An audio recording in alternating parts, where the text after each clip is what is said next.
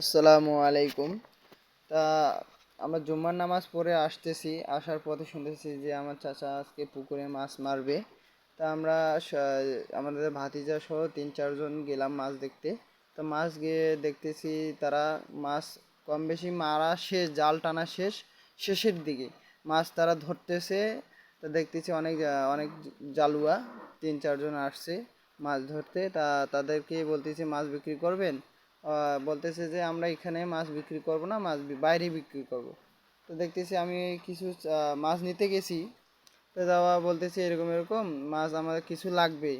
এই যে প্রচুর পরিমাণ অনেক দেশি মাছ, মানে এক খাওয়ানোতেই অনেক পরিমাণ দেশি মাছ উঠছে। এই দেখেন আরও জাল ঝাড়তেছে।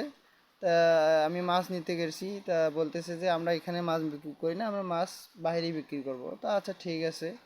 তা দেখতেছি, দেখার মজা পাইলাম। দেখে